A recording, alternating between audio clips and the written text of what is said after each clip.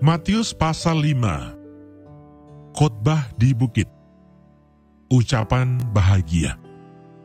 Ketika Yesus melihat orang banyak itu, naiklah ia ke atas bukit, dan setelah ia duduk, datanglah murid-muridnya kepadanya.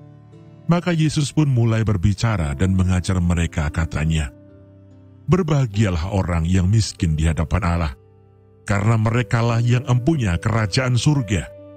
Berbahagialah orang yang berduka cita, karena mereka akan dihibur.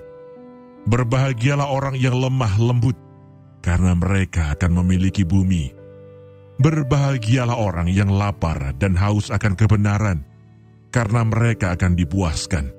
Berbahagialah orang yang murah hatinya, karena mereka akan beroleh kemurahan. Berbahagialah orang yang suci hatinya, karena mereka akan melihat Allah. Berbahagialah orang yang membawa damai, karena mereka akan disebut anak-anak Allah. Berbahagialah orang yang dianiaya oleh sebab kebenaran, karena merekalah yang empunya kerajaan surga.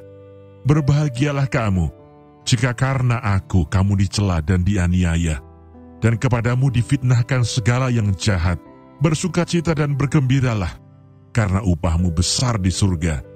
Sebab demikian juga telah dianiaya nabi-nabi yang sebelum kamu. Garam dunia dan terang dunia. Kamu adalah garam dunia. Jika garam itu menjadi tawar, dengan apakah ia diasinkan? Tidak ada lagi gunanya selain dibuang dan diinjak orang. Kamu adalah terang dunia. Kota yang terletak di atas gunung tidak mungkin tersembunyi.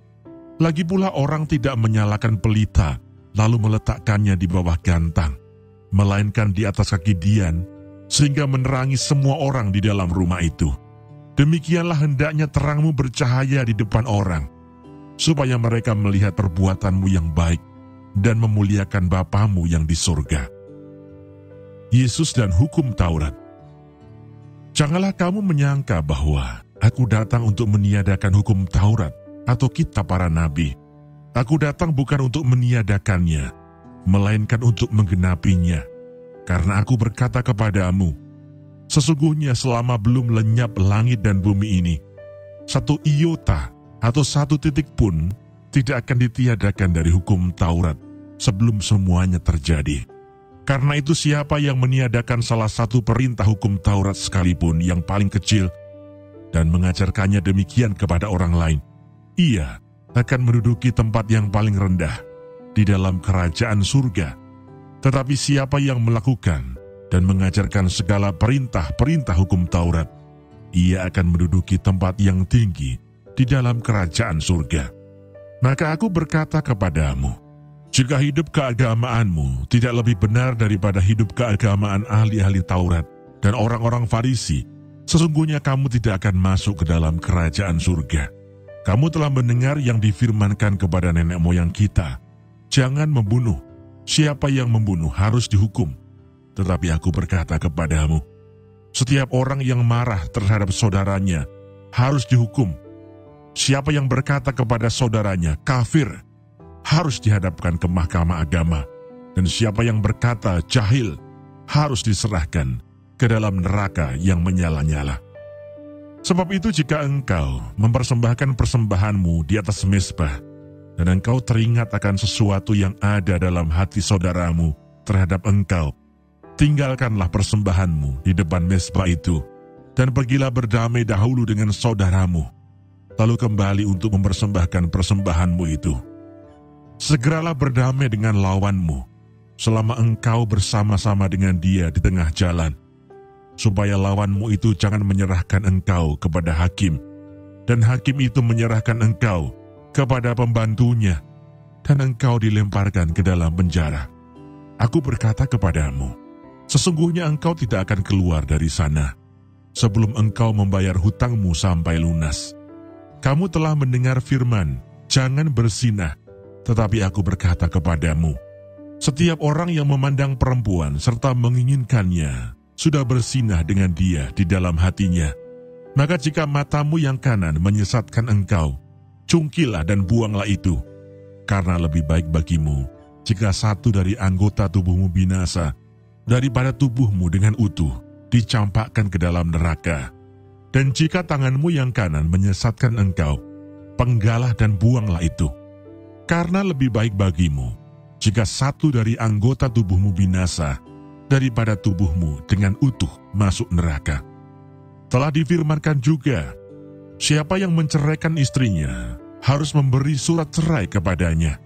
Tetapi aku berkata kepadamu, setiap orang yang menceraikan istrinya kecuali karena zina, ia menjadikan istrinya berzinah. Dan siapa yang kawin dengan perempuan yang diceraikan, ia berbuat zina. Kamu telah mendengar pula yang difirmankan kepada nenek moyang kita, jangan bersumpah palsu, melainkan peganglah sumpahmu di depan Tuhan.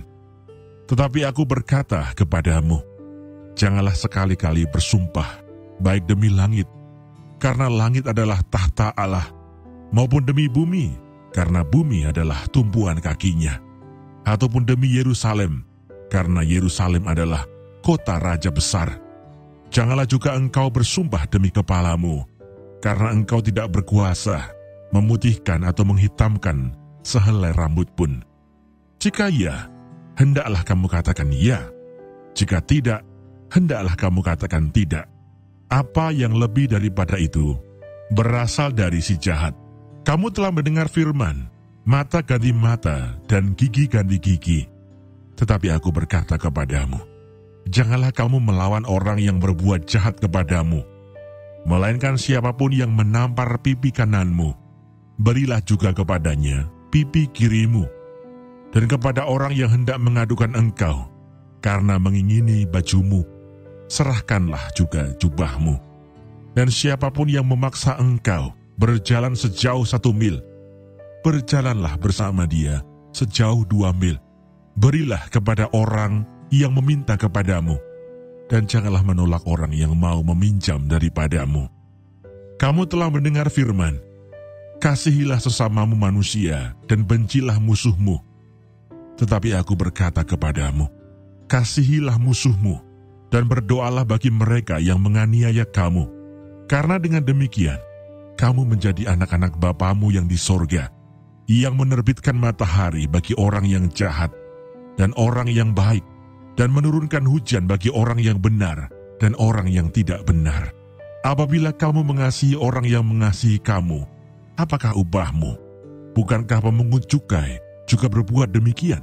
Dan apabila kamu hanya memberi salam kepada saudara-saudaramu saja, apakah lebihnya daripada perbuatan orang lain? Bukankah orang yang tidak mengenal Allah pun berbuat demikian? Karena itu haruslah kamu sempurna, sama seperti Bapamu di surga adalah sempurna.